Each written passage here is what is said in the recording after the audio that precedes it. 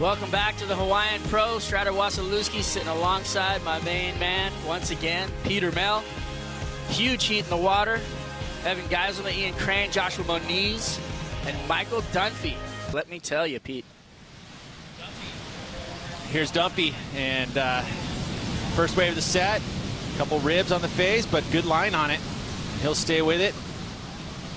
Couple arcs coming out of Val Beach, Virginia Beach.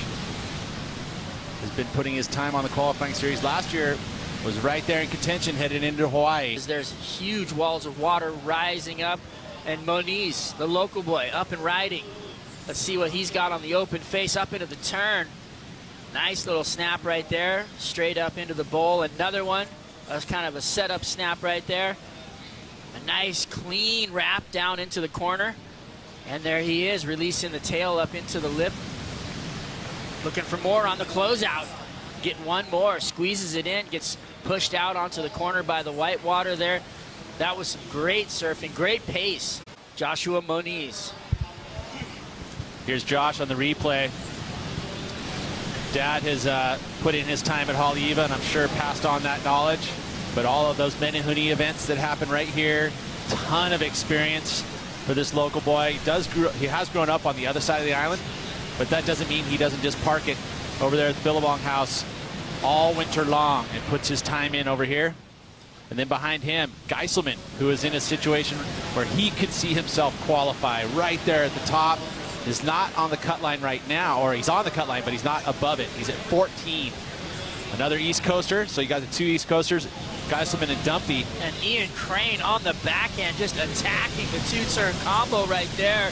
Beautiful, big surfing. Can he make it back to the corner? We saw him rise to the occasion on the first day of competition, really just getting beautiful with a lot of power. Here's a little replay. Here's Evan Geiselman, again, has had a big win this year, winning in Chiba. So is in a prime situation to find his way into that top 10. And then Crane, who sits a little further down at number 99 in the QS rankings. But he gets a start in this QS 10,000, so he's found himself in that top 100 picture that gets him a start. Geiselman with a 3.5 and Dunphy a 4.83. Right now, Moniz backing his wave up off the bottom into the corner. Big hook. Sonny Garcias with the power turn, and another one. Throws the drop wallet snap, lets the fins go, does a nice little release. A little Christmas tree up into the corner. Ditches the fins on the down carve, and he's out. Beautiful wave right there. 4 turns. Joshua Moniz looking like some local flavor. Let's take a look at it. You know, again, great wave choice. Being that it's a mid-size set, so it's going to give him the scoring opportunity with some nice vertical face, fairly smooth. He's mixing it up, showing some variety. Good flow throughout the entire wave. Again, those are all those elements of the judging criteria that you need to tick in order to get those scores, and he's done it very early in this heat, so he's good and comfortable. Out the back, Dunphy from the East Coast. We've seen him do it in the small stuff. He looks like he's having fun out here in the big stuff as well, but decides to kick out. And right here, this went down just now. Evan Geiselman getting his second wave, and it's going to be another mid-range score. You know, he misses that first turn, not able to execute. First wave of the set, so again, a bunch of ripples on the face, and really... And then you got Tony sitting next to him with a ton of experience as well, and his kid's in the water. Live action on the backhand. Geiselman, boom, finds the lip, cracks it up, comes down with a completion, goes for the big foam climb, pulls it down, looking for more on the inside. He'll bail out to get through, get back out, get reset, but that's going to be his highest score of the heat so far. But it gave him opportunity because he connected with the lip nicely. The first turn here goes up almost 12 o'clock, which is straight up. Next turn, tags that foamy section, glides, unweights. Scores that are dropping in for Geiselman will put him right there in contention. Puts him into second place with a 6.10. Pushes Crane down into third place, but only needing a 2.20. Definitely right now, I'd say Crane is in the driver's seat. Again, it's there a little bit. Well, here's a recap of what went down. Moniz getting started off a lip. 5.83 and a 6.0 right off the hooter.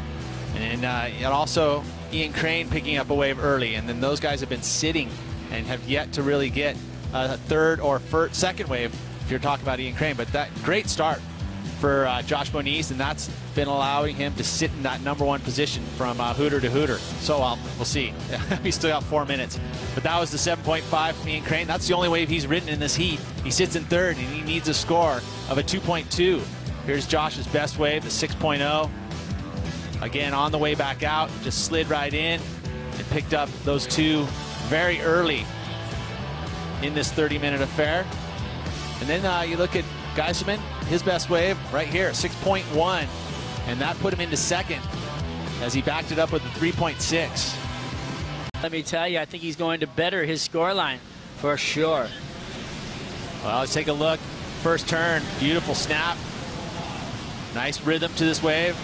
Another carve. Great wave choice. You know, this one gave him that opportunity, the big air float. Make it a little tougher for Ian Crane. Important wave for Ian right here. Huge wave for Ian Crane as he glides in, comes off the bottom, finds the open face, does a setup snap on the backhand. Gonna look to go vert in the corner. Nice gouge in the face, back up into the corner again for a third snap. Well executed wave right there. Give him a momentary jump, but it's not gonna be enough to put him into second place. Well, no, he's actually in the lead for Geiselman. So Ian Crane, this one, a 4.33 will put him over the top of Josh Moniz. So the danger man right now is Josh Moniz as he kicks out. But is that a 4.33? You know, he misses the first turn here. He has to get there. I mean, he does it, but it's not very dynamic. This was the best turn of the wave. So really, that's going to be the meat of it. You know, another snap again. So a little combo there. If he wants the wave, he can make a move and get it. Well, here he looks like he's paddling into it. There you go, up with 46 seconds left on the clock. He comes flying across the wall. Is this thing going to open up for him? Will he find the open face to do some turns and get that 6? Boom, he throws it up into the lip. Beautiful climb. Looking for more down carve. Sets up for the inside bowl right now. He's a little off tempo. Can he get back into it? Yes. Blasts away. Oh, and he goes over the handlebars. Behind him, Ian Crane. Time counting down 20 seconds. Bingo, nice backhand smash right there. Doing some more work on the inside. Right past Moniz, who just came unstuck on the inside, looking for a 6. Ian Crane, second place. Looks pretty good for him right now. And a lot of work for these surfers. You know, there wasn't enough for him to execute that. If he had pulled that last toilet bowl float, yeah, I would say, yeah, he's in contention. But then you saw Ian Crane pick up another wave, and I believe he's going to better the 4-5. So you already start to see the scores coming in for Josh. Not going to be enough. Ian Crane's going to improve. I think Ian will probably even go to the #1 spot. There you go.